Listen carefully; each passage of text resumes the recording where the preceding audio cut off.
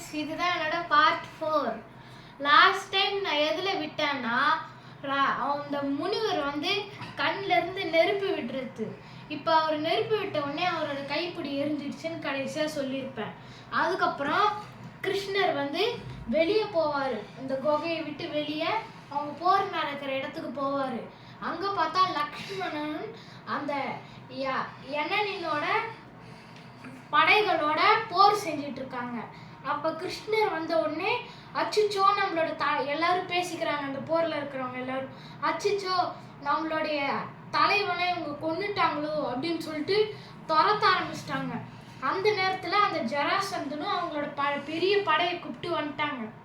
கிருஷ்ணரும் பலராமனும் துவாரகா போகலான்னு சொல்லிட்டு போகிறாங்க.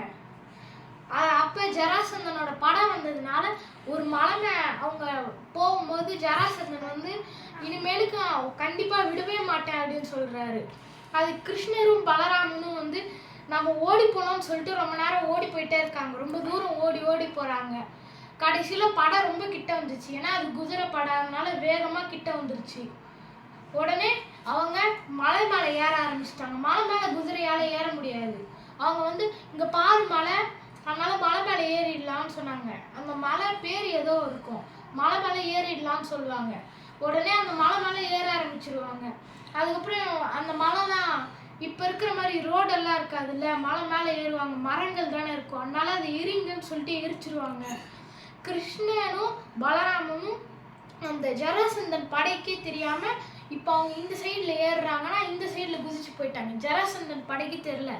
ஜராசந்தன் கிருஷ்ணரும் பலராமனும் இறந்துட்டாங்கன்னு போய் அவங்க ராஜ்யத்துக்கு போயிடுறாங்க. இந்த கிருஷ்ணனும் பலராமனும் துவாரகாவுக்கு போயிட்டுறாங்க. அதில் இந்த ஜராசந்தன் வந்து எங்களோட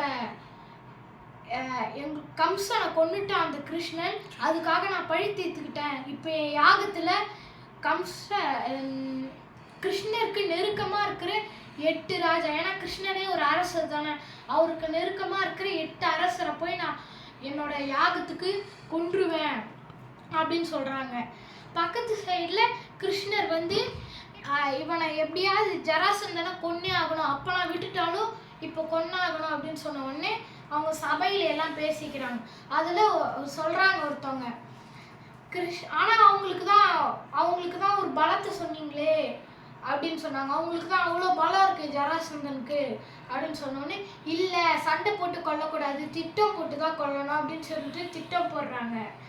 அதுக்கப்புறம் அவங்க போகும்போது அந்த ஜராசந்தன் பக்கத்தில் அதுக்காக 8 ராஜாவை எடுக்கலான்னு சொல்லிட்டு போகிறாரு. அங்கே அந்த இடம் இல்லை, கிருஷ்ணர் வந்து அங்கேயே வேற அவங்களோட ராஜ்யத்தில் பிளான் பண்ணிட்டு இருக்காரு. உடனே கிருஷ்ணர் திட்டத்தை சொல்கிறாரு. மீதி எல்லாம் அடுத்த பார்ட்டில் பார்க்கலாம் ஃப்ரெண்ட்ஸ்.